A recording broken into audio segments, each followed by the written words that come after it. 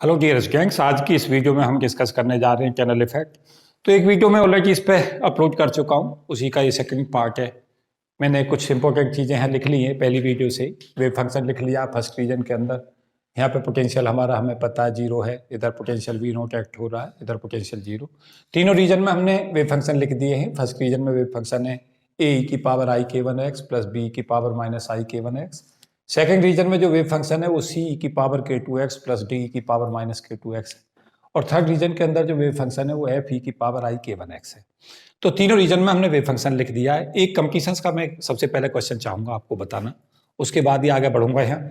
जैसे देखो क्वेश्चन आजकल आ कैसा रहा है, ऐसा क्वेश्चन मैंने देखा है कई बार पेपर में। ऐसे पूछता है आजकल कि यहाँ बैरियर पोटेंशियल दे दिया।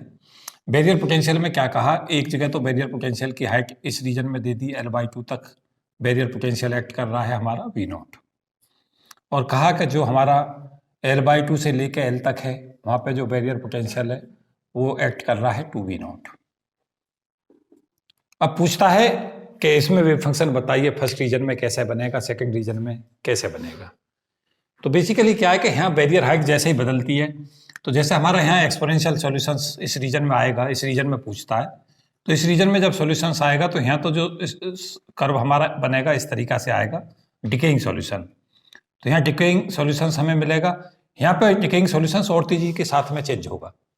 यहाँ पे जो स्लोप है, अगर जो स्लोप की रेट अगर हमारी इस रीजन तक इतनी है तो यहाँ और बहुत तेजी के साथ में डिके करके आएगा, बहुत तेजी के साथ। बहुत तेजी का मतलब यहाँ पे स्लो चेंज है डिकेइंग का, इवन डिकेइंग सॉल्यूशन है, लेकिन यहाँ पे स्लोप देख रहे होगे थोड़ा फास्ट हो गया। तो एक्सपोनेंशियली डिकेइंग सॉल्यूशन इधर होगा, एक्सपोनेंशियल डिकेइंग ये होगा, लेकिन यहाँ डिकेइंग सॉल्यूशन में तेजी के साथ चेंज होगा। इस तरीका के क्वेश्चंस बनते हैं आजकल कंप्लीशंस की दुनिया में, पूछे जाते हैं। उसके अलावा ये भी याद रखें कि यहाँ वेव वेक्टर की वैल्यू और यहाँ के वेव वेक्टर की वैल्यू में चेंज होगा। जैसे पूछ लेगा बताओ वेव वेक्टर से होगा कहाँ ज़्यादा होगा कहाँ कम होगा। तो वेव वेक्टर मैंने डिफाइन किया हुआ है, देखें k2 स्क्वायर की वैल्यू तुम्हें बताई गई थी। k2 स्क्वायर की जो वैल्यू है वो है हमारी 2m upon H cut square V not minus E. इस तरीका से रहेगा ये। इसके अंदर जब वी नॉट एनर्जी अगर सेम है पार्टिकल की, क्योंकि जो यहाँ से आया उसकी एनर्जी सेम है, तो वी नॉट तय करेगा k2 की वैल्यू। जहाँ पे वी नॉट ज़्यादा होगा वहाँ k2 ज़्यादा होगा, तो वेव वेक्टर की वैल्यू भी चेंज होगी। यहाँ पे कुछ और होगी, यहाँ कुछ और होगी। तो क्वेश्चंस को समझें, और वेव वेक्टर चेंज होगा तो फिर वेवलेंथ भी चेंज होगी। तो इस तरीका के कंसेप्ट जो है आजकल पूछे जा रहे हैं। मैंने इसलिए यहाँ थोड़ा सा आइडिया दिया आपको कि कैसे क्वेश्चंस आजकल बन रहे हैं। काफ़ी क्वेश्चंस इस पैटर्न पर पूछे जाते हैं, कहाँ एक्सपोनेंशियल सॉल्यूशन होगा, कहाँ डिकेइंग होगा। और एक चीज़ मैं और भी बता दूं, कई बार क्वेश्चंस में सेकंड रीजन और थर्ड रीजन्स के अंदर वेव फंक्शंस को पूछ लेता है। दो केसों में अलग अलग पूछता है, एक बार पोटेंशियल को वी नोट लगाता है, 2V नोट लगाता है। याद रखें कि अगर पोटेंशियल हमारा बढ़ता है तो जो सॉल्यूशन है सेकंड रीजन के अंदर उसका जो डिकेइंग सॉल्यूशन है वो तेजी के साथ रैपिड फास्ट डाउन होगा। और थर्ड रीजन में जितना हमारा बैरियर पोटेंशियल ज़्यादा होगा उसी हिसाब से हमारी जो एम्पलीट्यूड है उसकी वैल्यू कम और ज़्यादा होगी। अगर बैरियर हाइट हमारी कम है तो वहाँ पे एम्पलीट्यूड ज़्यादा मिलेगा थर्ड रीजन में। और एम्पलीट्यूड का मतलब होता है जो हमारा इस तरीका से सॉल्यूशन हम लेके चल रहे थे, इस सॉल्यूशन में अगर ये सॉल्यूशन थर्ड रीजन में आ रहा था और सॉल्यूशन अगर हमारा ये बन जाता है, तो आप ये समझ लें कि बैरियर की जो हाइट है वो चेंज हो गई है। क्योंकि यहाँ सॉल्यूशंस में देख रहे हैं थोड़ा एम्पलीट्यूड ज़्यादा आ रहा है, यहाँ एम्पलीट्यूड घट गया, तो ये बैरियर हाइट चेंज होने से ऐसा हो सकता है। और दूसरा लेंथ के कारण हो सकता है, मैं डिस्कस करूंगा उसे भी, लेंथ के कारण कैसा होता है। तो इस तरीका के क्वेश्चंस कंसेप्चुअली तैयार रखें, ऐसे ही क्वेश्चन आजकल पूछे जाते हैं। आपसे सीधा फॉर्मूला कहीं नहीं पूछेगा, डायग्राम बना देगा और डायग्राम बना के कहेगा कि बताओ इनमें से कौन सा अप्रोप्रिएट वेव फंक्शन है। तैयार रहें, इस तरीका के क्वेश्चन ही पूछे जा रहे हैं आजकल। हॉट टॉपिक यही बना हुआ है। मैं थोड़ा सा आइडिया दे भी रहा था कि क्या क्वेश्चंस आ रहे हैं आजकल। जैसा क्या करेगा, 4 कर्व दे देगा, एक बार बैरियर पोटेंशियल वी नॉट देगा, अगली बार 2V नॉट देगा, एक बार 3V नॉट देगा, 4V नॉट देगा। फिर उनके क्या करेगा, थर्ड रीजन में वेव फंक्शंस के कर्व बताइए कैसे कैसे आएंगे। तो आप क्या करते चले जाओगे, ऑसिलेटरी ही आएंगे चारों में, लेकिन ऑसिलेटरी में क्या होता चला जाएगा, जितनी बैरियर हाइट बढ़ती चली जाएगी उसका एम्पलीट्यूड कम होता चला जाएगा। ये इस कंसेप्ट को लगाओ, क्वेश्चन वो आपका सॉल्व हो जाएगा। तो आपको तैयार रहना है कंप्लीशंस के हिसाब से कि कंप्लीशंस में क्या पूछा जा रहा है। एक हमारी जो महत्वपूर्ण चीज है वो ये है कि हम ट्रांसमिशन प्रोबेबिलिटी तक जाना चाहते हैं कि यहां से कितना पोर्शन आया और यहां कितना पोर्शन पहुंचा। उसको कहते हैं हम कि थर्ड रीजन में पहुंचने की संभावना कौन से पैरामीटर तय करेंगे। अगर हम इन जनरल बात करें कि भाई ट्रांसमिशन प्रोबेबिलिटी हमें बतानी है तो हमारे पास क्या होगा। ट्रांसमिशन प्रोबेबिलिटी हमारा जो फंक्शन होगा उस ट्रांसमिशन प्रोबेबिलिटी को हम कैसे डिफाइन करते हैं। काफी बड़ा लेक्चर हो जाएगा ये, लेकिन चलने दो इसे, काफी महत्वपूर्ण टॉपिक है, बहुत इंपॉर्टेंट टॉपिकों में रहता है। दो टॉपिक्स हमारे ये, एक ग्रेडियंट का पोटेंशियल का क्वेश्चन और एक हमारा ये टनल इफेक्ट्स जो पूरा लगातार पूछे जाते हैं, एक कंसेप्ट जो। तो ट्रांसमिशन प्रोबेबिलिटी बच्चों हम कैसे लेके चलेंगे। थर्ड रीजन के अंदर प्रोबेबिलिटी करंट डेंसिटी की वैल्यू और फर्स्ट रीजन के अंदर incident probability current density. Third region में ट्रांसमिटेड प्रोबेबिलिटी करंट डेंसिटी और इंसिडेंट प्रोबेबिलिटी करंट डेंसिटी, इन दोनों की जो रेशो है वो हमारी क्या कहलाती है, ये कहलाती है ट्रांसमिशन टी। ये बताएगा कि यहां से कितना पोर्शन हमारा आया था और यहां कितना पहुंचा है, ये सिंपल मतलब है इसका। प्रोबेबिलिटी करंट डेंसिटी हम सब ये जानते हैं कि किन चीजों पर निर्भर करती है। थर्ड रीजन के अंदर जो वेव फंक्शन है वो हमारा हो जाएगा साई थर्ड रीजन के अंदर wave function into psi third into v third, velocity in third region. क्यों, ये कहां से फॉर्मूला लिया मैंने, एस बराबर रो वी से। रो हमारा हो जाएगा साई स्टार साई और वी थर्ड रीजन में वी थर्ड से शो कर दें अपॉन साई फर्स्ट, इसका कॉम्प्लेक्स कॉन्जुगेट, और फर्स्ट में इंसिडेंट को लेना है, रिफ्लेक्टेड को नहीं। और वेलोसिटी कौन सी, फर्स्ट रीजन में। ये वेलोसिटी सेम है तो कट गए ये दोनों। हाँ जी, हाँ फर्स्ट रीजन के अंदर incident probability current density, first region में दोनों है ना, इंसिडेंट भी है और रिफ्लेक्टेड भी है। आपको रिफ्लेक्टेड नहीं लेनी है, इंसिडेंट लेनी है केवल। ये हमारा बच्चों क्या बन गया, यहां से देखो, यहां ये रहा थर्ड रीजन में वेव फंक्शन, इसी के साथ कॉम्प्लेक्स कॉन्जुगेट ले लो, क्या मिल जाएगा, एफ स्टार एफ मिलेगा हमें। और फर्स्ट रीजन में इंसिडेंट ये था और ये रिफ्लेक्टेड था, तो यहां से क्या आ गया ये,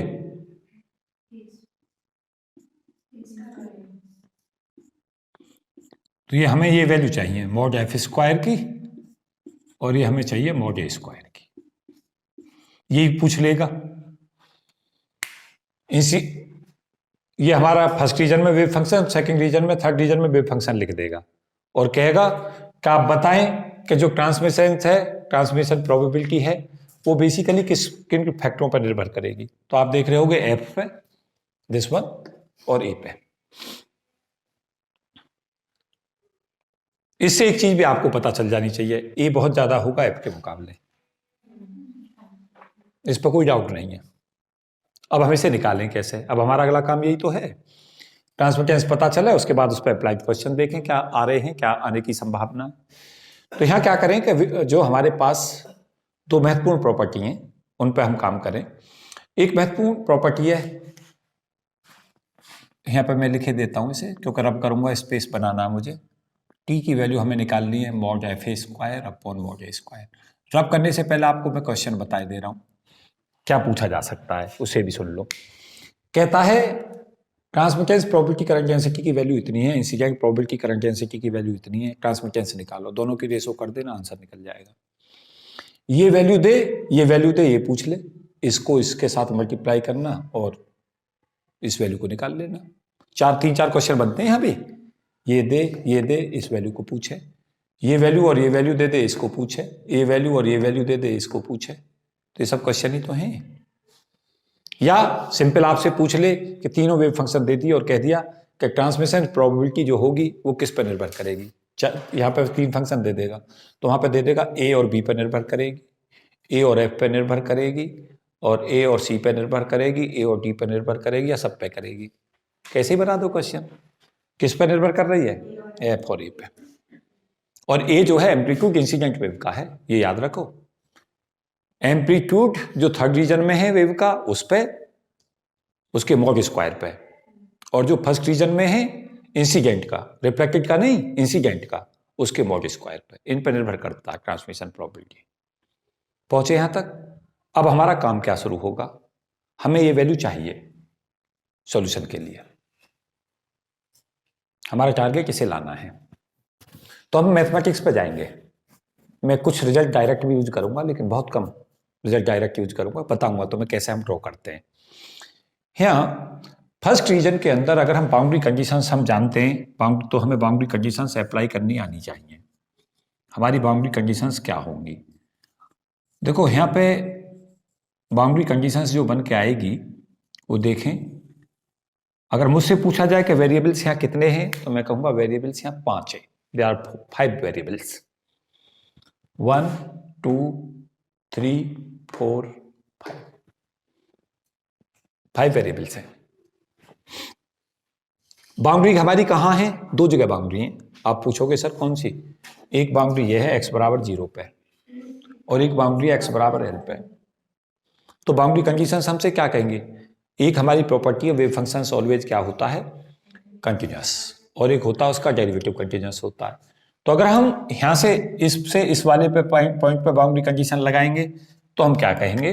हम कहेंगे फर्स्ट रीजन में जो वेव फंक्शन है वो सेकंड रीजन में वेव फंक्शन के इक्वल होगा। ये बाउंड्री कहाँ मिल रही है? एट x बराबर 0 के ऊपर। वेव फंक्शन इसको कह रहे हैं कि फर्स्ट रीजन का जो वेव फंक्शन है और जो सेकंड रीजन का वेव फंक्शन कहाँ पे मिल रहा होगा? आपस में x बराबर 0 पे मिल रहा होगा। कंटिन्यूअस का क्या मतलब होगा? दोनों इक्वल होंगे।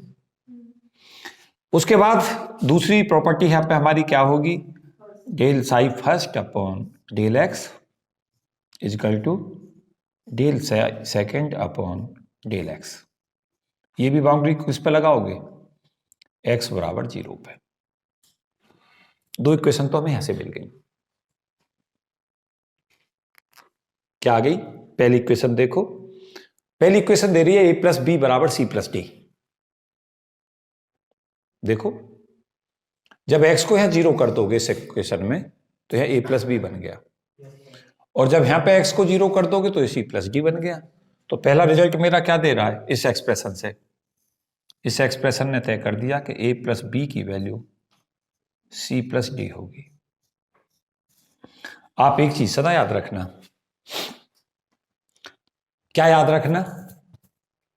सपोज किया आपको क्वेश्चंस में a, b और c की वैल्यू दे दी, आपसे d पूछा, तो आप इस एक्सप्रेशन को यूज करके d कैलकुलेट कर सकते हो।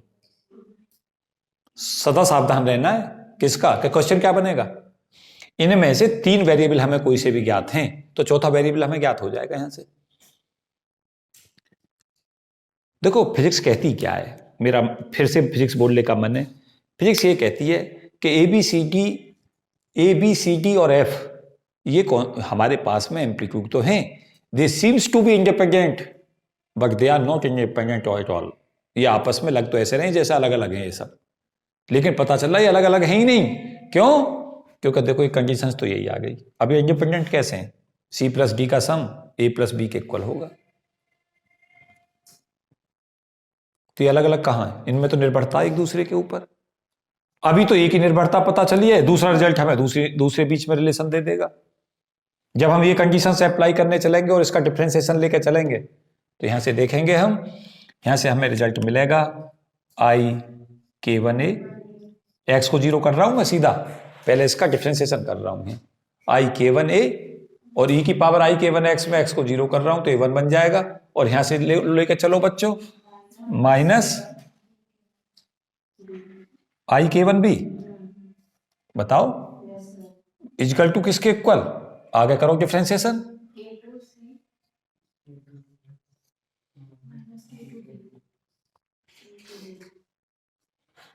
आपको पता चल गए होंगे, रिजल्ट आपके सामने आ रहे हैं। यहां से इंपॉर्टेंट रिजल्ट है। फिर से ये क्या बन के आ रहा है हमारा कि ये आपस में एबीसीडी में एक रिलेशन तो देखो ये ओबे हो रहा है।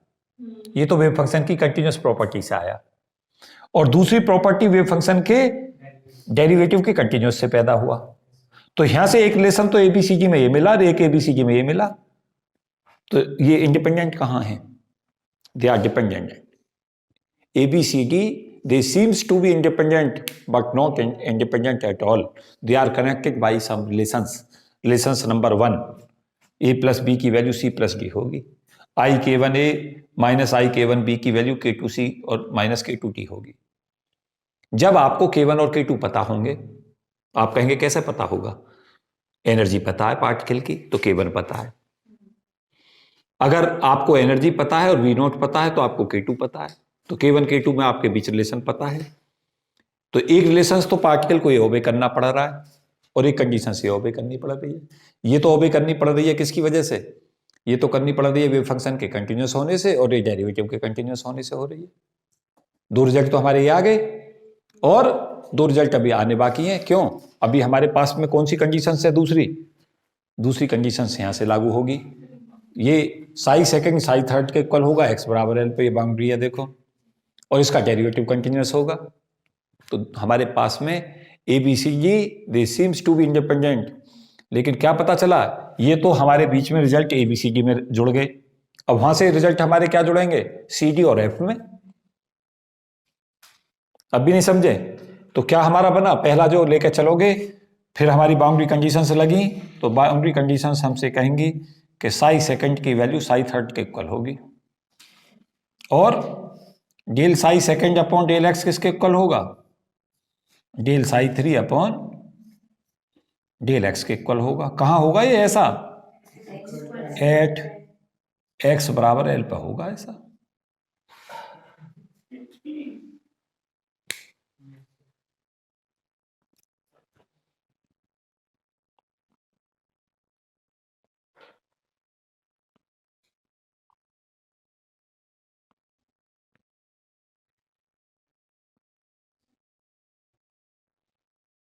कोई दिक्कत हुई? अब सेकंड को थर्ड के इक्वल कर दो। क्वेश्चंस में सदा तुम्हें बताता रहूंगा, क्वेश्चन में तुम्हें फिर से बता रहा हूं। यहाँ इनके बीच में के वन के टू अगर दे रखा है, हमें ए बी सी दे रखा है, आपसे कुछ भी पूछ सकता है। जैसे आपसे कहे कि ये आपके पास कंडीशन है, तो एक रिजल्ट तो इससे मिलेगा। तीन वेरिएबल अगर हमें ज्ञात हो, कोई से भी तीन वेरिएबल का मतलब ए बी सी ज्ञात है, डी पता चल जाएगा, सी टी और बी ज्ञात है, ए पता चल जाएगा, ए सी डी ज्ञात है, बी पता चल जाएगा। तीन वेरिएबल अगर हमें ज्ञात है। और तुम देखो फिर अगली चीज, एक रिलेशन फिर से एक रिलेशन तो ये ओबे करना है, फिर दूसरा ये करना है। के वन के टू अगर तुम्हें ज्ञात ही है, क्योंकि एनर्जी और पोटेंशियल तुम्हें पता ही होंगे, तो के वन के टू तुम्हारे ज्ञात हैं, तो एक result A B C D में ये बन गया, एक ये बन गया। तो एक कोरिलेट रिलेशंस है, means A B C D जो है उसके ऊपर कंस्टेंट कंडीशंस लगी हुई हैं, वो फ्री नहीं रह सकते, उन्हें कंटिन्यूटी को ओबे करना पड़ेगा। और कंटिन्यूटी से तो हमारी ये कंडीशंस बनेगी और डेरिवेटिव कंटिन्यूटी से ये बनेगी, एक्स बराबर जीरो पे। और यहाँ जब हम इस पे जाएंगे, सेकंड को थर्ड पे करने जाएंगे एक्स बराबर एल पे, तो देखो वहां से एक रिजल्ट हमारे पास आ रहा है, सी ई की पावर के two L plus D e की पावर माइनस के टू एल इजकल टू क्या आ गया बच्चों? ये आ गया। अब डेरिवेटिव करो, डेरिवेटिव में क्या बनेगा हमारा? देखो क्या बना, के टू सी ई की पावर के टू एल, क्यों जी, माइनस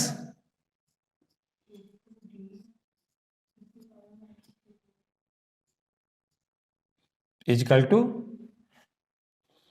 आई के वन एफ ई की पावर, एक्स को एल से रिप्लेस कर दिया, क्योंकि तो बाउंड्री कंडीशंस कहां लगा रहे थे हम,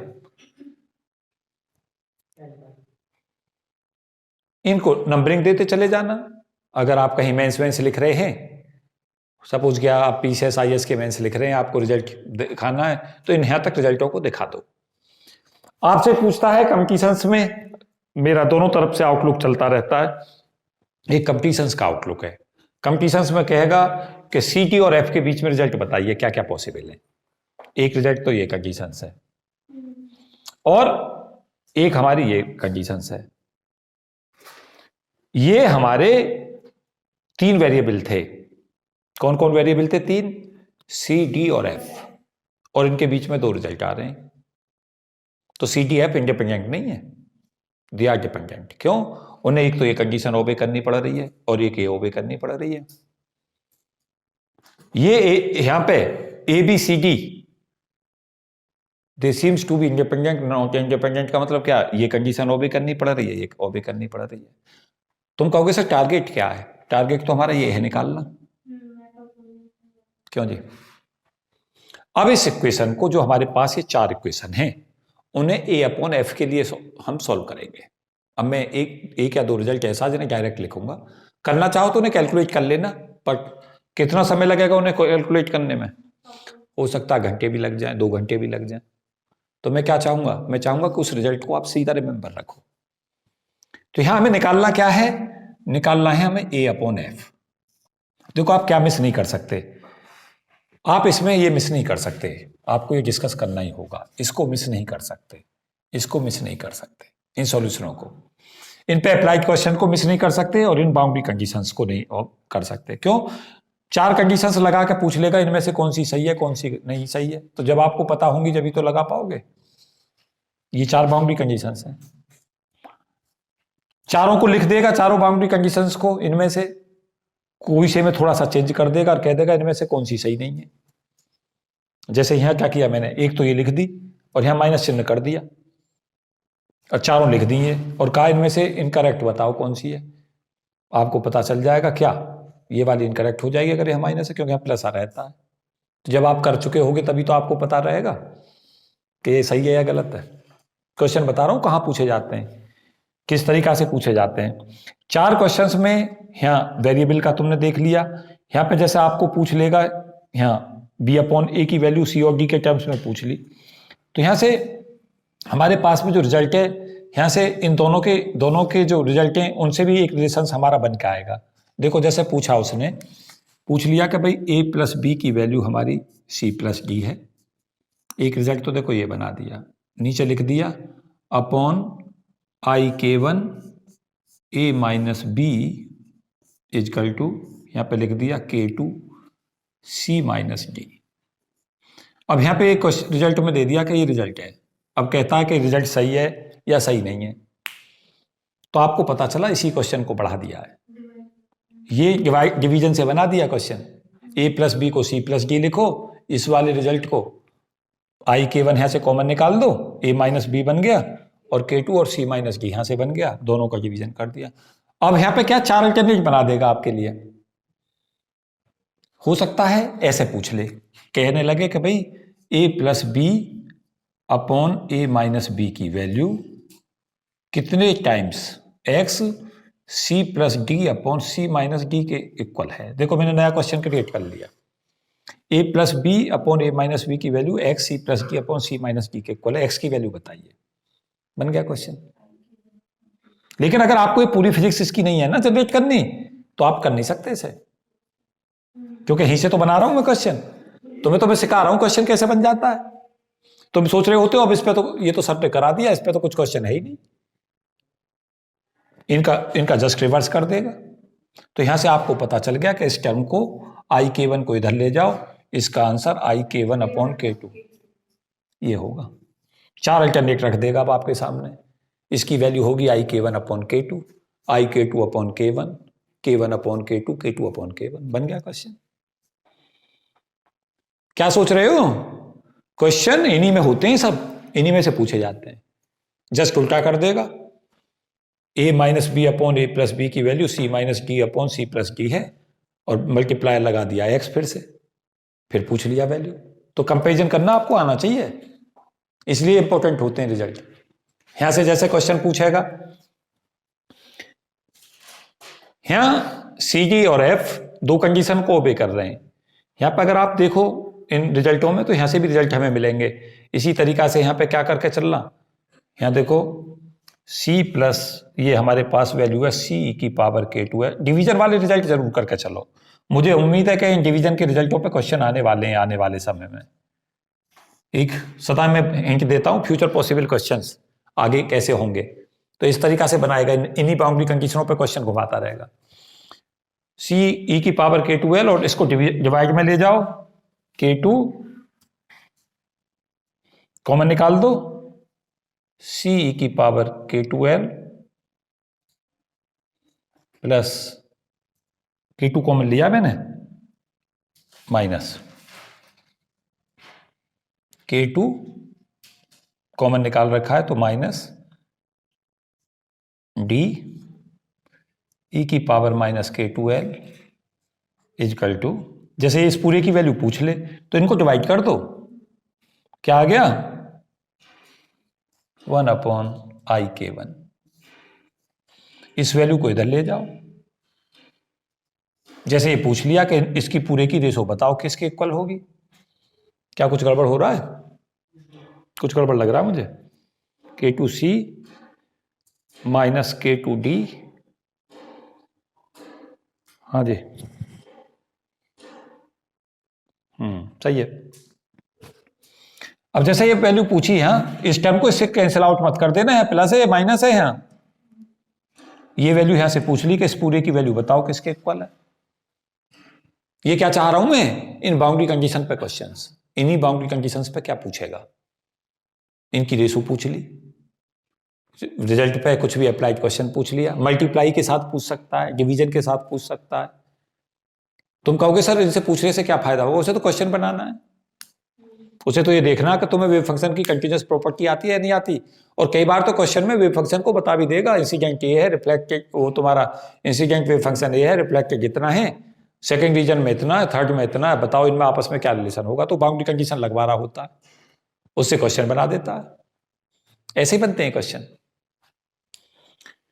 तो मुझे उम्मीद है कि ये सब आपने नोट कर लिया होगा। मैं एक बहुत ही महत्वपूर्ण रिजल्ट तक ले चलता हूं तुम्हें, और फिर उस पर कुछ चाहता हूं कि कुछ क्वेश्चन तुम्हें बताऊं। और याद रखो, बहुत सारे बच्चे कह रहे हैं कि सोच रहे होते हैं, कई बार दिमाग में सोच रहे होते हैं कि सर इसे ऐसा क्यों कर रहे हैं। बेसिकली क्या होता है, दो एस्पेक्ट अलग होते हैं। अलग ये होते हैं कि कई बार जब वो पेपर सेटर क्वेश्चन बना रहा होता है ना, तो उसके दिमाग में ये चल रहा होता है कि सब चीज दे दो और फिर इससे कुछ अप्लाइड में पूछ लो। अप्लाइड में क्या हो रहा होता है, एक तो उसकी फिजिक्स पूछी जाती है कि भाई इसकी फिजिक्स क्या है। फिजिक्स बच्चे जनरली जानते हैं आजकल, तो क्या करता है वो बीच में से अप्लाइड प्रॉब्लम बना देता है। कई बार उन्हें डिवाइड करा लेगा, बाउंड्री कंडीशनों को मल्टीप्लाई करा लेगा। अब जैसे a प्लस बी बराबर सी प्लस डी दे दिया, 4 वेव फंक्शन दे दिए। देखो क्वेश्चन तो मैं बताता हूं मैं, 4 क्वेश्चन दे दिए, 4 वेव फंक्शन दे दिए, और उन चारों वेव फंक्शंस में देखा, पूछा आपसे कि अभी बताओ इनमें से कौन सा वैलिड है, कौन सा वैलिड नहीं है। बच्चे क्या कर रहे होते हैं जब पता ना क्या क्या फिजिक्स उसमें लगा देंगे, और जो थोड़े से भी तेज होते हैं वो a प्लस बी बराबर सी प्लस डी से ही चेक कर लेते हैं कि चारों वेरिएबल हमें पता है ABCD, अब इनमें से कौन सा a प्लस बी को C प्लस डी के बराबर कर रहा है, उसको अप्रोप्रिएट कर दिया, और कई बार वो चूज हो जाता है उसी से। कई बार अगर नहीं होता, अभी तो मैं थोड़े जी क्वेश्चन बता रहा हूं, तब भी पूछ लूंगा, कई बार a प्लस बी बराबर C प्लस डी ओबे हो जाएगा, लेकिन सेकंड जो बाउंड्री कंडीशन है वो ओबे नहीं होगी, दोनों करनी पड़ेंगे, तो चेक करने पड़ते हैं। कहां ले जा रहा हूं तुम्हें, इन डेप्थ कैसे सवाल बनता है। सवाल बनना एक अलग क्वेश्चन होता है। आप फिजिक्स जानते हैं कई बार, लेकिन क्वेश्चन सॉल्व नहीं करते। क्वेश्चन सॉल्व इसलिए नहीं करते क्योंकि उस पर अप्लाइड नहीं सोचते। हाँ जी, चलें आगे। यहां जो हमारी ये 4 इक्वेशंस थी, उन्हें आपको सॉल्व करना है a/f के लिए। वैल्यू किसकी निकालनी है, a/f की। और ये वही रीजन है जहां मैं कहूंगा कि इसको आप रिमेंबर करके जाएं, कभी पेपर के लिए कभी भी सॉल्व ना करें इसे। जो चाहते हैं, मेंस लिख रहे हैं, आईएएस के पीसीएस के लिख रहे हैं, उन्हें भी इस चीज की छूट होती है कि वो रिजल्ट को सीधा लिख सकते हैं। On solving these 4 equations we get, इतना लिखें और सीधा सॉल्यूशन लिख दें। सबको चॉइस दे रहा हूं, पूरे देश के सब बच्चों को। क्या करें, कोई नंबर नहीं कटने वाला आपका कि a/f की वैल्यू आपने सीधी लिख दी। क्यों, वहां आप कितनी कैलकुलेशन कर करके दिखाओगे, पता चला 3 पेज इसी काम पे पढ़ दिए। कोई उन्हें रिसर्च थोड़ी देखनी, उन्हें तो ये देखना कि रिजल्ट आपको आता है, कैसे कैसे अप्लाई करना है। बेसिकली वहां वो फिजिक्स देख रहे होते हैं, मैथ नहीं देख रहे होते। वो ये देखना चाहते हैं आप बाउंड्री कंडीशन सही लगा रहे हैं, आपको ये पता है कि हमें निकालना क्या है, उसका आपको तरीका पता है, और जहां जरूरत हो वहां रिजल्ट लिख ले। और एक वर्ष कितना प्रभु ने अच्छा बनाया, on solving these equations we gate.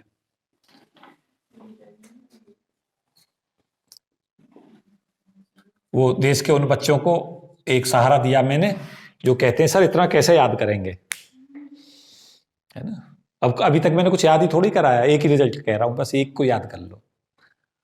Value जो इसकी आती है वो आती है 1/2 प्लस IK2/4K1 e की power IK1 plus K2 into L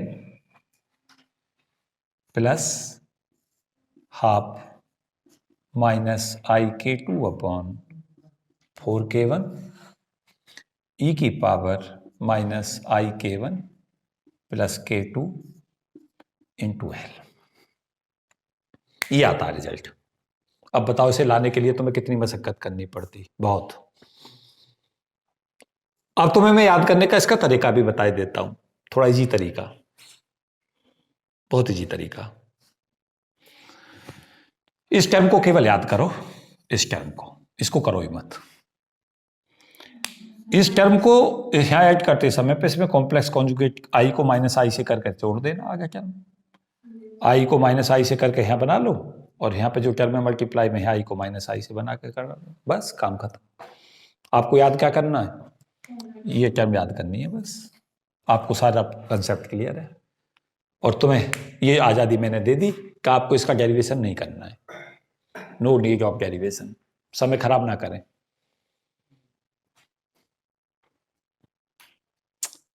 basically जो हमारा K2 होता है, कितनी वैल्यू होती है K2 की?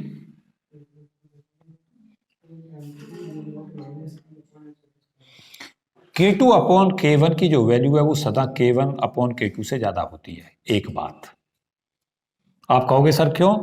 K2 में आ रहा था under root 2m upon H का square V naught minus E, और इसमें ई आ रहा था और V नोट वहां बहुत ज्यादा है, तो ये टर्म्स अपने आप ज्यादा होगी इसके मुकाबले। और ये अगर ज्यादा है तो ये अपने आप कम होगा फिर, K2 और K1। जब हम ये कंडीशंस इस पे अप्लाई करते हैं, इस टर्म को देख रहे होते हैं, तो इस टर्म का सिग्निफिकेंस इस टर्म के मुकाबले काफी कम होता है कंपैरेटिवली। तो जब हम इस कंसेप्ट को अप्लाई करते हैं तो इस टर्म को इग्नोर कर देते हैं, इस टर्म को लेते ही नहीं है, केवल कितनी टर्म्स को कंसीडर करके चलते हैं? पहली टर्म a अपॉन एफ जो हमारा आता है उसकी वैल्यू सिंपल याद कर दें, ये कंडीशंस लगा दें, और इसको भी चाहे ना लिखें, केवल ये लिख दें कि अगर हम ये कंडीशन से अप्लाई करते हैं तो ये इक्वेशन हमारी सॉल्व करके मिलती है 1/2 प्लस IK2 अपॉन 4K1 ई की, और यहाँ पे अप्रोक्सीमेशन का चिन्ह लगा दें इक्वल ना करके, ई की power IK1 plus K2 into L, और यहां पे a अपॉन एफ का कॉम्प्लेक्स कॉन्जुगेट भी लिख दें। आई को किससे रिप्लेस करोगे?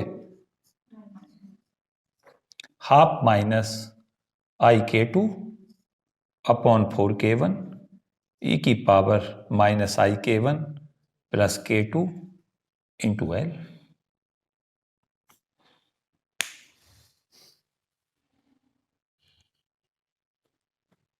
ये टर्म अनसिग्निफिकेंट रहती है, यही डोमिनेट करती है रिजल्ट में। यहां अगर इन दोनों को मैं मल्टीप्लाई कर देता हूं, किस किस को? इस टर्म को इसके साथ, तो मेरा क्या रिजल्ट बन जाएगा? ए का कॉम्प्लेक्स कॉन्जुगेट अपॉन एफ का कॉम्प्लेक्स कॉन्जुगेट इजकल टू, देखें यहां से क्या बना? 1/4 हाफ और हाफ की मल्टीप्लाई, और इन दोनों की करो प्लस माइनस के साथ, क्या बन गई बच्चों? आई और माइनस आई मल्टीप्लाई होकर बनाएंगे आई स्क्वायर, और माइनस माइनस प्लस बना देगा, तो ये हमारा बन जाएगा plus K2 square upon 16 K1 square, और क्या बन गया ऊपर? ई की पावर 2K2L। इस रिजल्ट को ब्रैकेट में क्लोज कर लेना।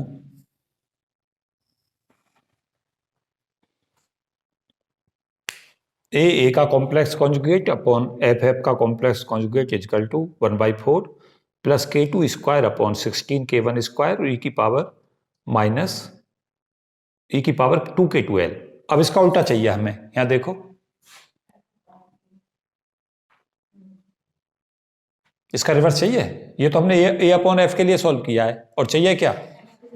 चाहिए ये एफ का कॉम्प्लेक्स कॉन्जुगेट, ये हो गया, अपॉन ए का कॉम्प्लेक्स कॉन्जुगेट, ये चाहिए वैल्यू। तो यहां से वैल्यू को रिवर्स में कर लो, तो टी हमारा कैसे पहुंचेगा? नोट कर लेना, ये सब नोट कर चुके हो? जो नहीं कर चुके हो जल्दी से कर लें, जिन्हें स्क्रीनशॉट लेना वो स्क्रीनशॉट ले लें। एक बड़ी तादाद है जो क्या चाहती है, सर ने स्पेस ही नहीं दिया, स्क्रीनशॉट ले लेते हैं, तो ले लो भाई screenshot.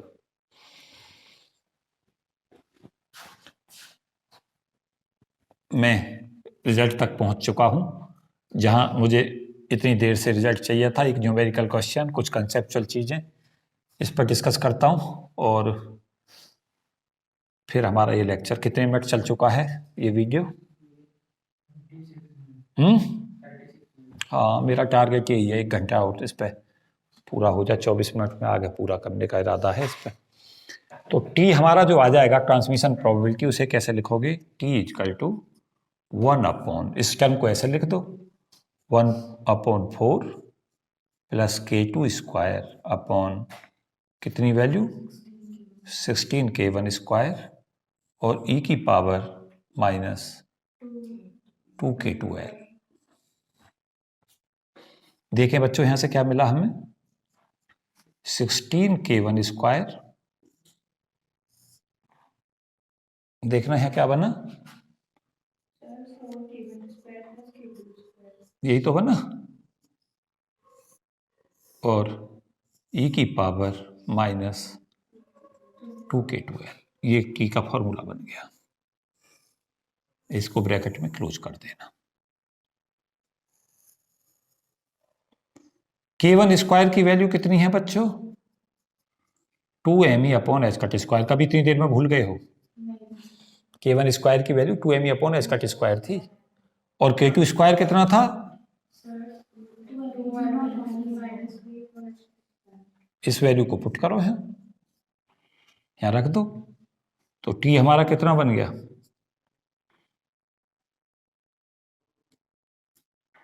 16, 2m upon H cut square तो पूरे से कैंसिल ही कर दो, 16e upon 4, 2m upon H cut square मैंने कैंसिल कर लिया, 4e प्लस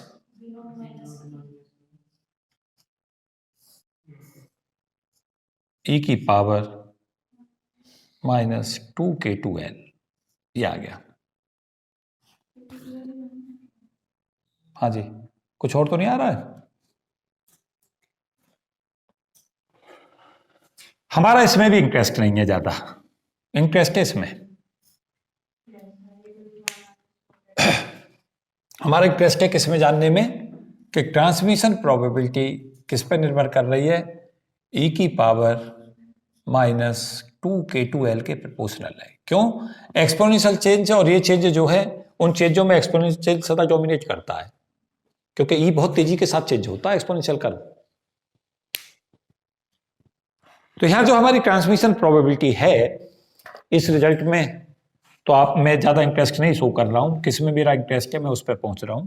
मेरा इंटरेस्ट है इसके अंदर सबसे महत्वपूर्ण इस रिजल्ट पे, जो हमारा क्या रिजल्ट है? ट्रांसमिशन प्रोबेबिलिटी e की पावर माइनस 2 K2L के डायरेक्टली प्रोपोर्शनल है। यहां पे क्या करें कि t की वैल्यू e की पावर माइनस 2 और K2 की वैल्यू रख दें। क्या थी K2 की वैल्यू? √2m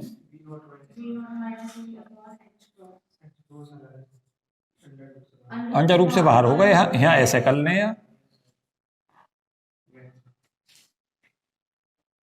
ये हमारा सबसे महत्वपूर्ण रिजल्ट था जो हम इतनी देर से ढूंढ रहे थे। इसका प्रयास था बच्चों सब, इसे बाहर ले आओ, कोई क्या फर्क पड़ता है, इसे ऐसे लिख दो, t इक्वल टू e की power minus 2L upon H cut under root V0 minus e। ये है हमारा मेन रिजल्ट, उसे कैसे लिख दो एक ही बात है, ये भी और ये, इसमें कोई अंतर ना।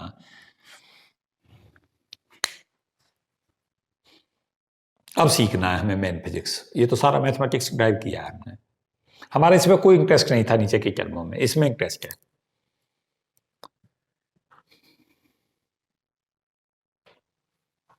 ध्यान दो मेरी बात पे और मुझे सुनो थोड़ी देर।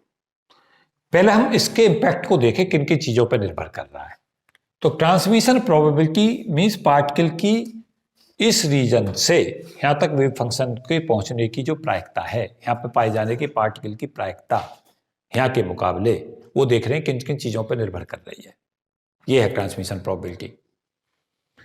किस पर निर्भर कर रही है? It is the function of L की डिपेंड्स अपॉन। देखो पहले, सबसे पहले मैं एक ही चीज लिख रहा हूं, एक बात मैं सदा कह रहा हूं, आप सोचते हैं कि सर कुछ शॉर्टकट दे दो, तो शॉर्टकट में तुम्हें मैं एक चीज बताऊंगा, रिजल्ट हमारे लिए सबसे शॉर्टकट होते हैं कि हम रिजल्ट पर जाएं। जब हम ये जान लेते हैं रिजल्ट तक कैसे गए तो हम बहुत बड़ी फिजिक्स सीखते हैं। लेकिन अगर हम रिजल्ट पे जाके फोकस नहीं बढ़ाते तो हम क्वेश्चन कभी नहीं निकाल पाएंगे।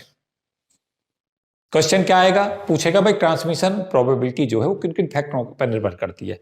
तो ट्रांसमिशन प्रोबेबिलिटी लेंथ पर निर्भर कर रही है, मास पर निर्भर कर रही है, वी नॉट पर निर्भर कर रही है और ई पे कर रही है। ये इन चारों पे कर रही है। देखो यहां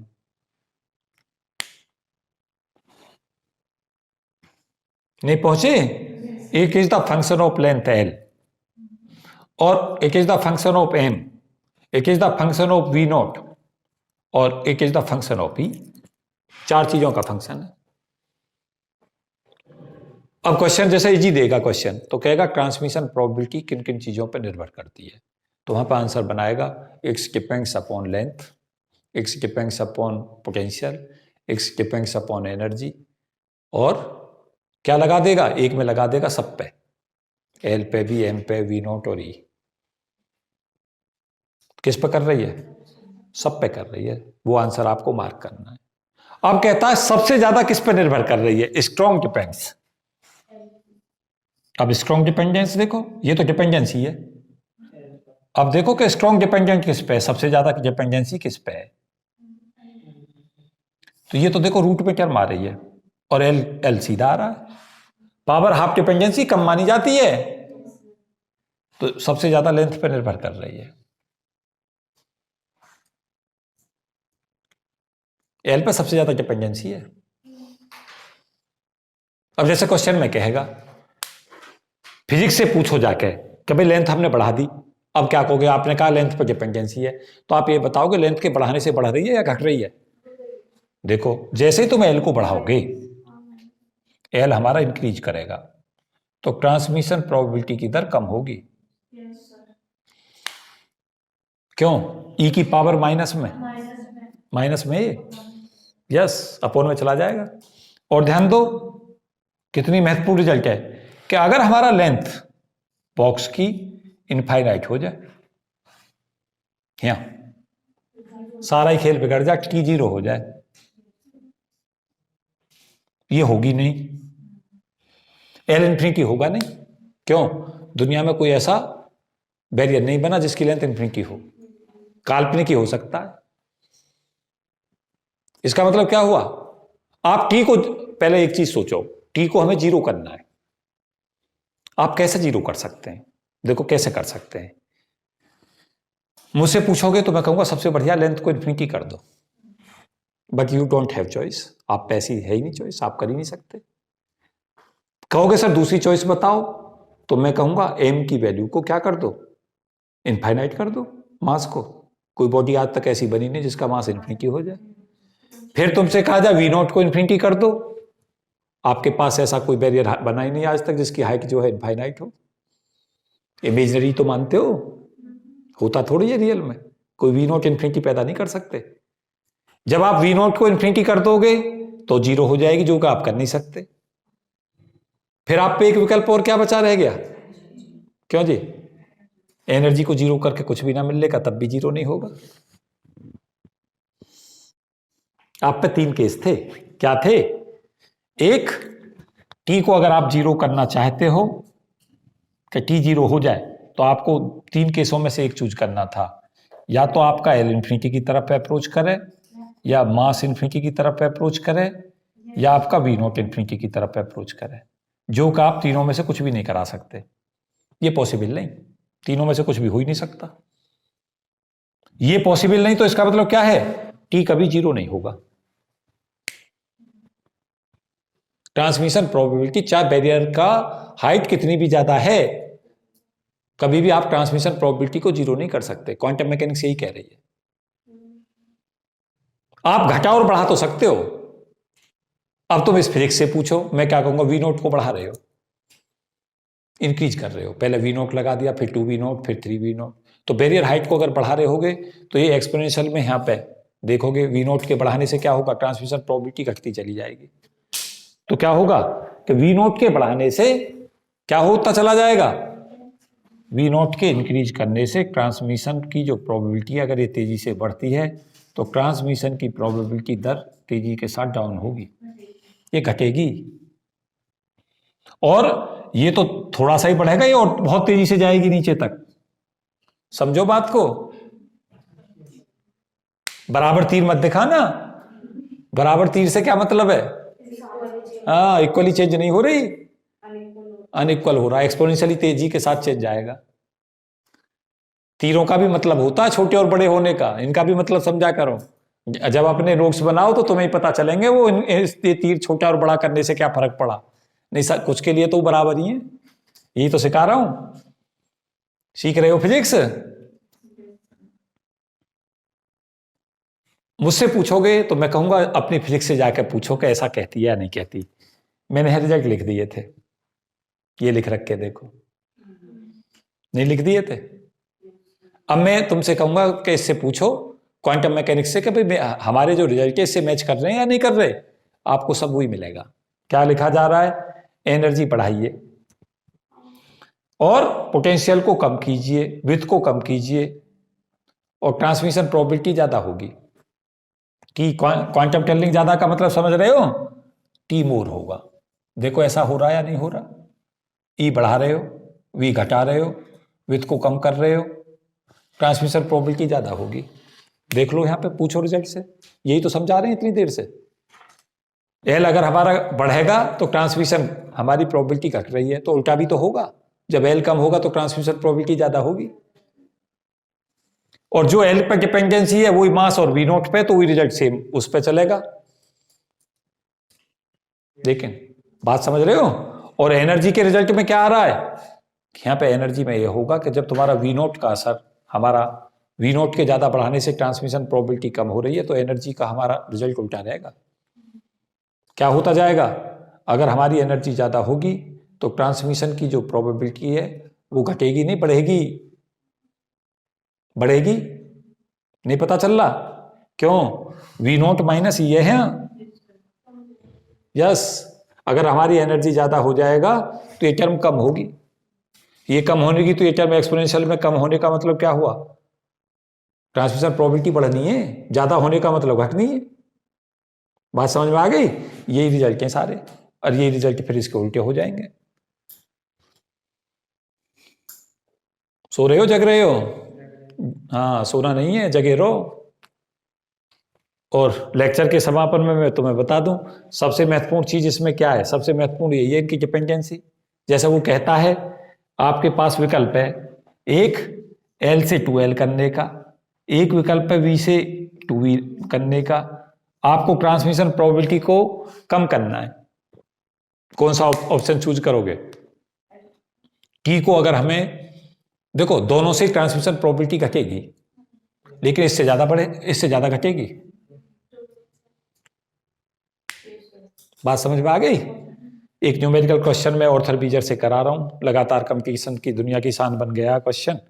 उसे लेता हूं और तुम्हारे उस क्वेश्चन को डिस्कस करता हूं। उसके बाद तुम्हारा ये लेक्चर क्या होगा? फिनिश हो जाएगा और टनलिंग का काम तुम्हारा पूरा हो जाएगा। एक्सपोनेंशियल रिजल्ट पे फोकस करना, बाकी पे टर्मों को छोड़ देना और उनसे कुछ लेना देना नहीं। और ये रिजल्ट आपकी परमानेंट मेमोरी में होना चाहिए। दिस वन कैसे करके चल रहा है इसे? फिजिक्स की ABCD। अगर आप टनलिंग को नहीं जानते और ये नहीं जानते कि ये ट्रांसमिशन प्रोबेबिलिटी e⁻⁻2k2L पर निर्भर करती है, तो मैं क्या मान के चलूंगा? ये मान के चलूंगा कि आपको ABCD नहीं पता है। एक क्वेश्चंस जो लगातार पूछा जाता है मैं उसे ले रहा हूं। बाई चांस की बात क्या है? बाई चांस है ये क्या कि जो हमारा रिजल्ट है वो यहीं खुल गया जहां हम खुलना चाहते थे।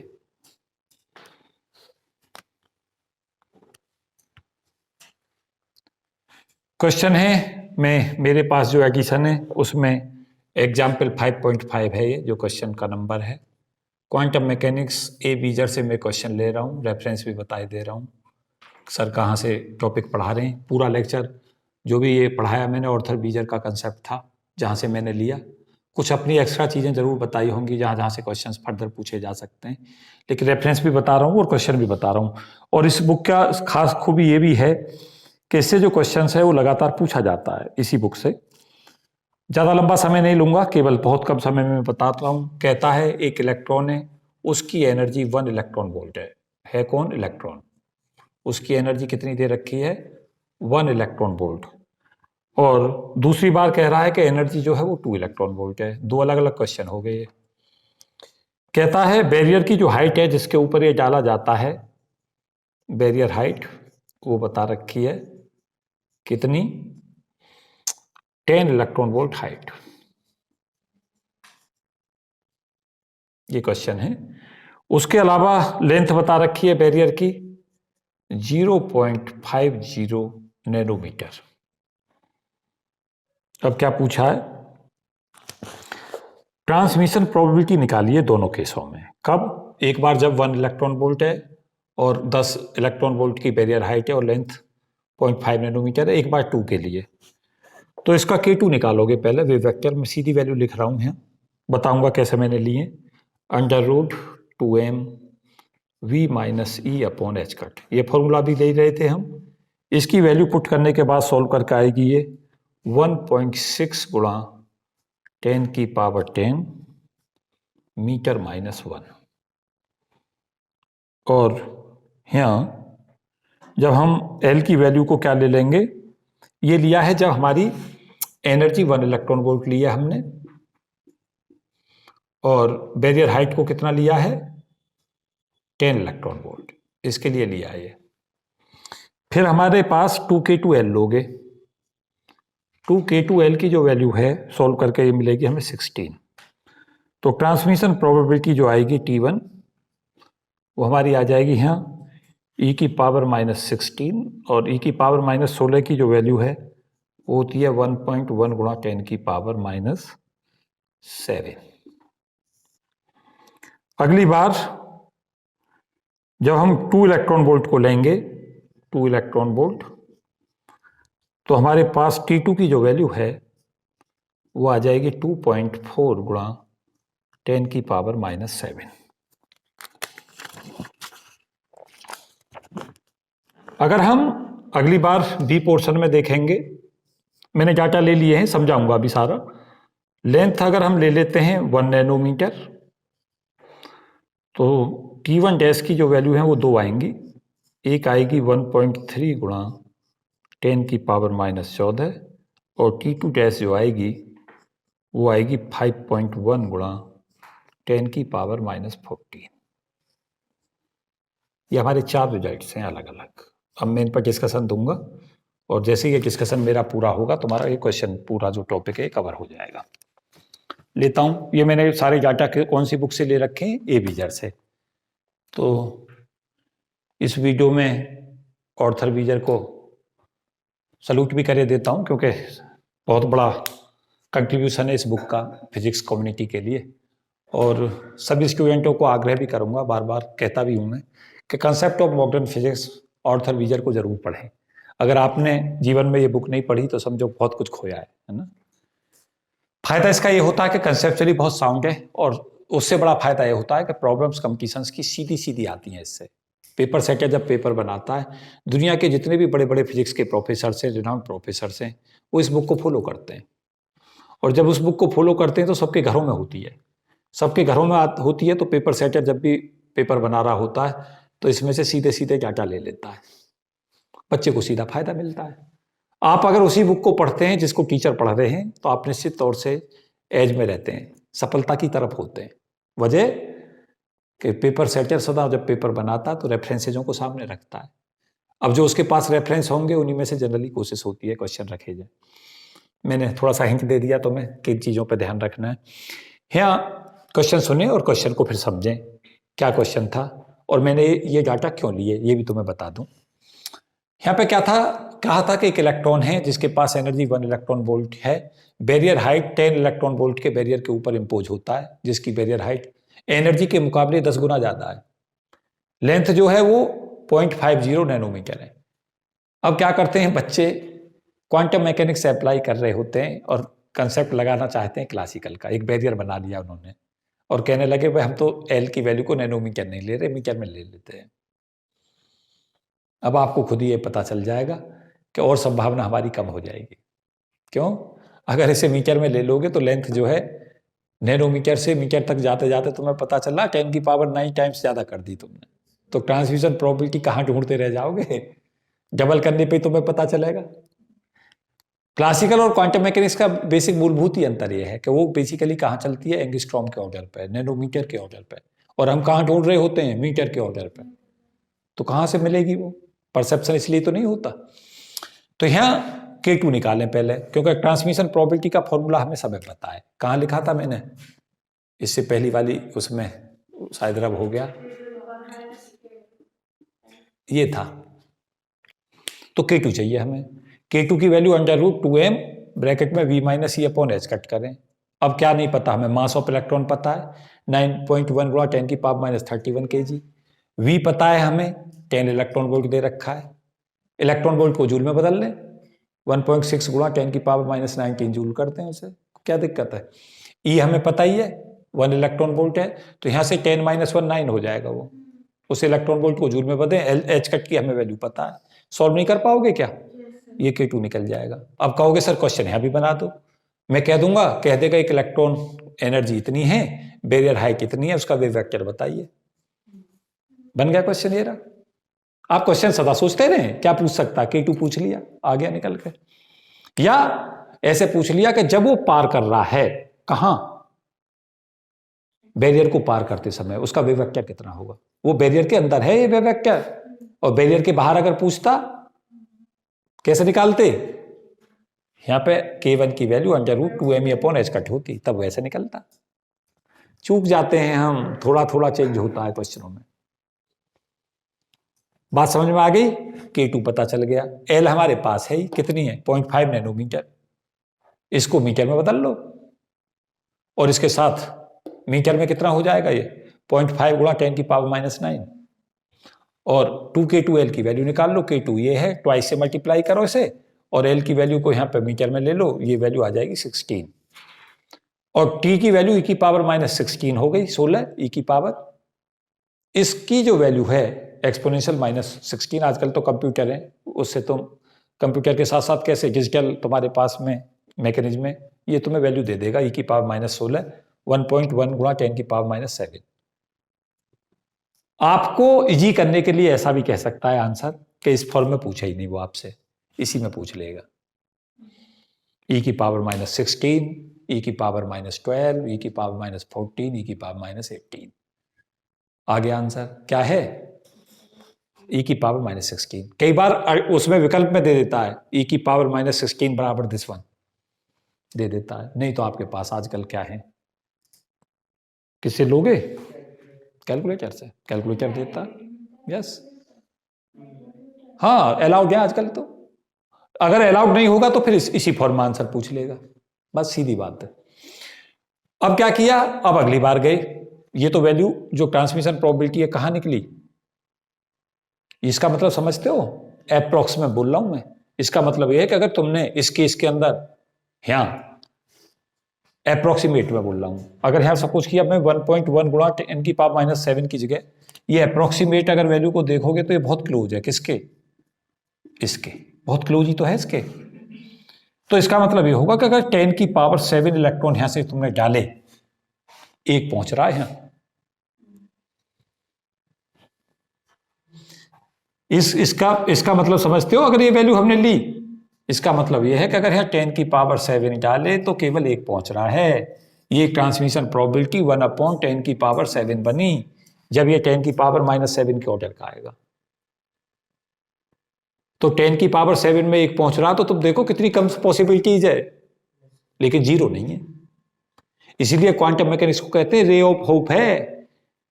संभावना चाहे कितनी भी कम क्यों ना हो, लेकिन संभावनाएं रहती हैं, ये कहती है क्वांटम मैकेनिक्स। आप क्या नहीं कर सकते? संभावनाओं को जीरो नहीं कर सकते, घटा सकते हैं। तो अब कहोगे कि सर घटा दो, मैं कहूंगा घटा लेंगे। देखो घट गई। कब? जब लेंथ को डबल करोगे, संभावना कम हो गई।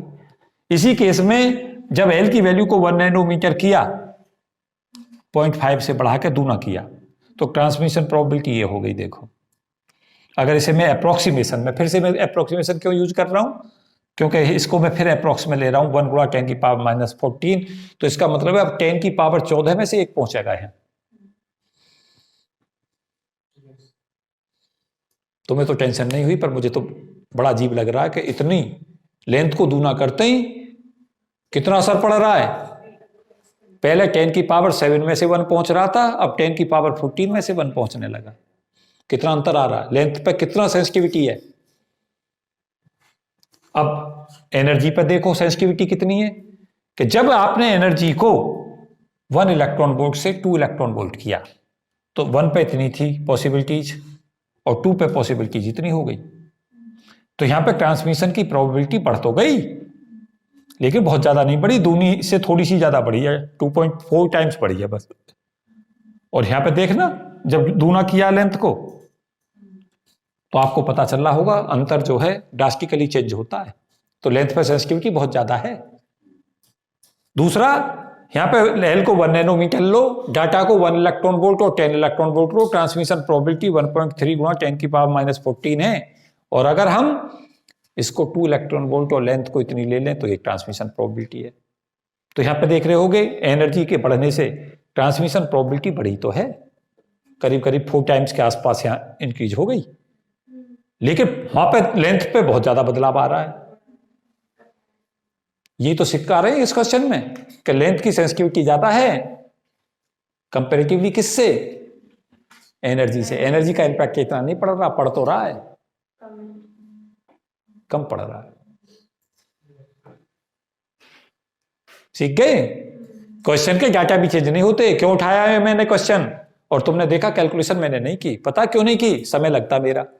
मैं इस K2 को निकालने चलता, m की वैल्यू रखता, V0 निकालता, E रखता, फिर उन्हें जूल में बदलता, फिर एच कट को रखता, सॉल्व करता। मैंने सीधा ही लिख दिया डाटा। और तुम्हें मैं पहले ही बता रहा हूँ, ये क्वेश्चन कंपटीशंस की दुनिया का एक हॉट टॉपिक है। लगातार क्वेश्चन आता है, ये बिल्कुल ऐसा चाहता है, कुछ नहीं बदलता इस क्वेश्चन में, एक शब्द भी नहीं बदलता, डाटा भी बिल्कुल ऐसे कैसे ही देता है। और आपको पता चला कि लेंथ के लिए सेंसिटिविटी बहुत ज्यादा है एनर्जी के कंपैरेटिवली, ये कंक्लूजन है इसका। ऑर्डर तुम्हें पता ही चली गई, और ई की पावर में कैसे लेते हैं वो तुम्हें सब पता चल गया।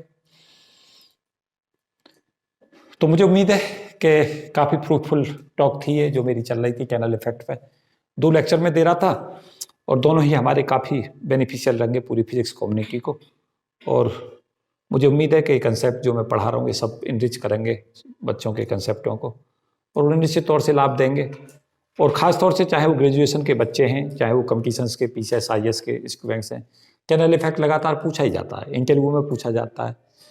पूछता जैसे इंटरव्यू में पूछेगा लेंथ के चेंज से क्या प्रभाव पड़ेगा, V0 से क्या पड़ेगा, E से क्या पड़ेगा, किस पे ज़्यादा पड़ेगा, किस पे कम पड़ेगा। और ट्रांसमिशन प्रोबेबिलिटी को अगर हम जीरो करना चाहते हैं तो जीरो क्यों नहीं होती, क्योंकि इनफाइनाइट जैसी चीज़ दुनिया में एग्जिस्ट नहीं करती।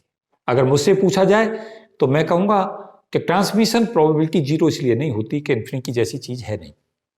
ना आप बैरियर हाइट को इनफाइनाइट कर सकते, ना मास को इनफाइनाइट कर सकते, ना पार्टिकल के पास एनर्जी इनफाइनाइट हो सकती है, ना लेंथ इनफाइनाइट हो सकती है। तो अपने आप ही क्या पता चला कि ट्रांसमिशन प्रोबेबिलिटी जीरो नहीं होती, फाइनाइट होती है, लेकिन वो फाइनाइट इतनी स्मॉल होती है कि आपको खुद ही पता चल रहा होगा कि कितनी ज़्यादा स्मॉल है। आपने देखा एल की वैल्यू को 0.5 नैनोमीटर से 1 नैनोमीटर करते ही देखो कितनी कम हो गई ट्रांसमिशन प्रोबेबिलिटी, -7 से 10 की पावर -7 में चल रही थी, -14 पे चली गई। और आपको पता चला जैसे ही हम इसको मीटर में बदलेंगे तो सोचो यहाँ क्या क्या रह जाएगी वैल्यू, ये तुम्हें ये पता चलेगा कोई संभावना इतनी पॉइंटों में 0 करके होगी कि उसे क्लासिकल रिजल्ट की तरफ खुद ही कह दोगे कि भाई संभावना कहाँ रखी है। जब आप 10 की पावर -50 लिख दोगे तो क्वांटम मैकेनिक्स तो कह रही होगी है तो सही 10 की पावर -50 तो है, क्लासिकल कह रही होगी कि भाई इतना 10 की पावर -50 का क्या मतलब है, 0.000 इतना लगा दिया तुमने, इसका क्या मतलब रह गया। इसीलिए बहुत ही इंपॉर्टेंट कंसेप्ट जब इसे अप्लाई करते हैं थ्योरी ऑफ अल्फा डिके में, अल्फा डिके में पार्टिकल्स जो होता है वो लगातार जब पैदा होता है अल्फा पार्टिकल तो उसके पास एनर्जी 4 से 9 मेगा इलेक्ट्रॉन वोल्ट के ऑर्डर की होती है, और बैरियर हाइट जो उसे पार करना होता है वो 25 मेगा इलेक्ट्रॉन वोल्ट के ऑर्डर का होता है। तो क्लासिकल मैकेनिक्स तो मना कर देती है कि पार्टिकल पार करेगा ही नहीं, लेकिन quantum mechanics ray of hope बनती है। वेव नेचर होता है पार्टिकल के साथ में, वेव नेचर के साथ उसके साथ डी ब्रॉगली वेवलेंथ अटैच होती है। De Broglie wavelength reflect back होती है, रिफ्लेक्शन होता है उसका, ट्रांसमिशन होता है उसका, इसलिए वेव फंक्शन कंटिन्यूअस रहना चाहता है, इसलिए वो प्रयासरत रहता है कि कैसे निकलो तो, लेकिन निकलने की पॉसिबिलिटीज को ये भी पता चल रहा है कि कितनी कम रह जाती है। वहां पे भी पता चला कोई पार्टिकल अल्फा पार्टिकल बन गया और पता चला उसे इतनी बार कोलिजन करना पड़ता है पोटेंशियल बैरियर से कि उसे बिलियन ऑफ द ईयर्स लग जाते हैं कई बार तो बाहर निकलने में। और क्लासिकल मैकेनिक्स तो कहेगी यार बिलियन ऑफ ईयर्स अभी आ रहे हैं क्या, क्यों जी। लेकिन क्वांटम फिर भी ग्रेट है क्योंकि वो पॉसिबिलिटीज को सदा बनाए रखती है। अगर टनल इफेक्ट में सबसे अच्छा स्टेटमेंट में कुछ बोल सकता हूं तो ये है कि फिजिक्स एक आशा की वो किरण है क्वांटम मैकेनिक्स, कि जहाँ क्लासिकल कहती है कि कोई पॉसिबिलिटीज नहीं है, वहां भी ये कहती है कि there is finite and little probability but still there is a probability. आप जीरो नहीं कह सकते। वो अलग बात है कि जब हम क्लासिकल कंसेप्ट की तरफ इसी रिजल्ट को बढ़ाने का प्रयास कर रहे हैं तो आपको खुद लग रहा होगा कि वो ट्रांसमिशन प्रोबेबिलिटी कितनी कम हो जाएगी। इसलिए क्या होता है क्लासिकल पार्टिकल के अंदर, जो क्लासिकल पार्टिकल हैं वो सारे के सारे जब हम जिन चीज़ों को परसेप्ट करते हैं हम जनरली मीटर में या सेंटीमीटर के ऑर्डर को जाकर परसेप्ट कर पाते हैं। अगर वहां पे हम देखेंगे तो ट्रांसमिशन प्रोबेबिलिटी इतनी कम आ जाएगी कि उसको डिटेक्ट कर पाना पॉसिबल ही नहीं रह जाएगा। तो मुझे उम्मीद है कि काफ़ी यूजफुल और काफ़ी इंपॉर्टेंट टॉक थी ये, और आपको निश्चित तौर से लाभ देगी। तो इस वीडियो में इतना ही। Thank you and best wishes for all of you. जय हिंद।